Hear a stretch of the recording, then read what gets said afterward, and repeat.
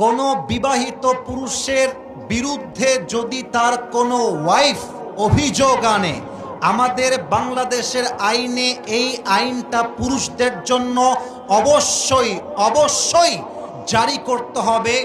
Wife কোনো অভিযোগ করলে বিশ্বাসযোগ্য হবে না, ওয়াইফকে যথারীতি এভিডেন্স প্রমাণ করতে হবে।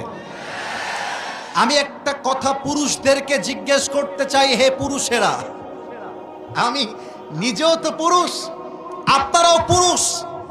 আমার কথা হচ্ছে, নারী আর পুরুষ দ্বন্দ্ব লাগলে মানুষ কেন শুধুমাত্র নারীর ক্ষেত্রে আলগা পিরিত দেখায়?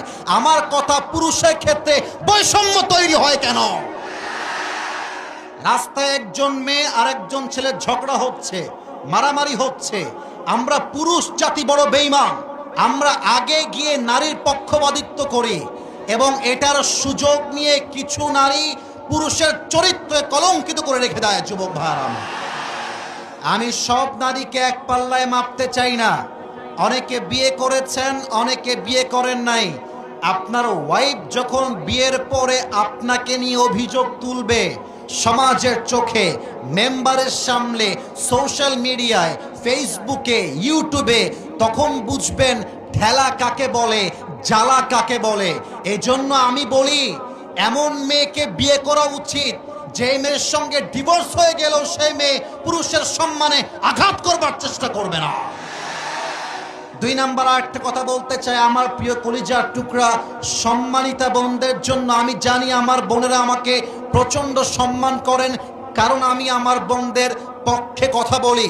আমি আসিফ হুজুর যুবকদেরকে নিয়েও বলি, মা বোনদেরকে নিয়েও বলি, প্রিয় বোন, যখন আপনি নিয়ত করেছেন স্বামীর বিরুদ্ধে অভিযোগ নিয়ে আসবেন সমাজের সামনে, আপনার যে তালাক হবে এটা কপালে লিখে নিয়ে তারপরে মাঠে নামবেন।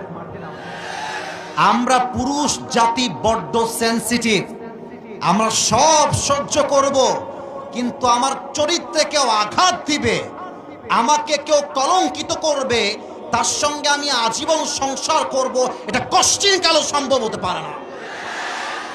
আর একটা কথা বলতে চাই মেয়েদের জন্য, এটা অনেক মেয়েদের গায়ে লাগতে পারে, বাট চাপায়ের মাটিতে বলতে আমি বাধ্য হচ্ছি। মাথায় রাখবেন, ডিভোর্স হইলে পুরুষের কোনো ক্ষতি হয় না, সব ক্ষতি একজন মেয়ের হয়। আপনার জন্য একটা বিয়ে জায়েজ, আপনি আমারে ছাড়বেন, আই ডোন্ট কেয়ার। আপনার জন্য একটা বিয়ে জায়েজ, আমার জন্য 4টা বিয়ে জায়েজ। আপনি আমার সঙ্গে বেঈমানি করে 2 পয়সা ক্ষতি করতে পারবেন না।